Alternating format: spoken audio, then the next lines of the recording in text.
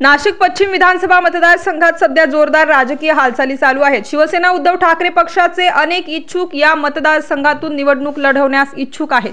शिवसेना उद्धव ठाकरे पक्षानेही या मतदारसंघावर दावा केला आहे, तर सुधाकर बडगुजर हेही ठाकरे गटाकडून इच्छुक उमेदवार आहेत। भारतीय जनता पक्षाच्या आमदार सीमा हिरे गेले 2 टर्म या मतदारसंघातून निवडून आले आहेत।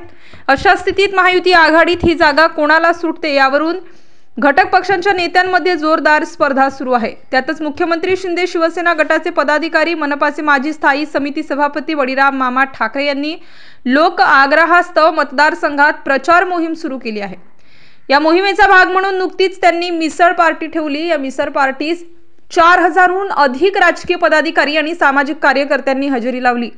या मिसळ पार्टीच्या कार्यक्रमात आमदार सीमाताई हिरे, माजी महापौर प्रकाश मते, शेकापचे माजी उपमहापौर मनीष बस्ते, शिवसेना शिंदे गटाचे जिल्हा प्रमुख अजय बोरस्ते, काँग्रेसचे माजी नगरसेवक लक्ष्मण जायभावे, भारतीय जनता पक्षाचे माजी नगरसेवक बाळासाहेब पाटील, कैलास अहिरे, सतीश सोनवणे, राष्ट्रवादी काँग्रेस, अजित पवार गटाचे माजी खासदार देविदास पिंगळे, शशिकांत जाधव अशा अनेक सर्वपक्षीय नेत्यांनी व कार्यकर्त्यांनी हजेरी लावली। यावरून मामा ठाकरेंची लोकप्रियता लक्षात येते।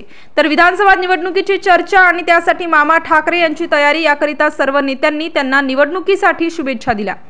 नाशिक पश्चिम मतदारसंघातून मामा ठाकरेंना उमेदवारी मिळाली तर ते निश्चित विजयी होतील अशी चर्चा मतदारसंघात सुरू आहे। Star news bureau, Nashik.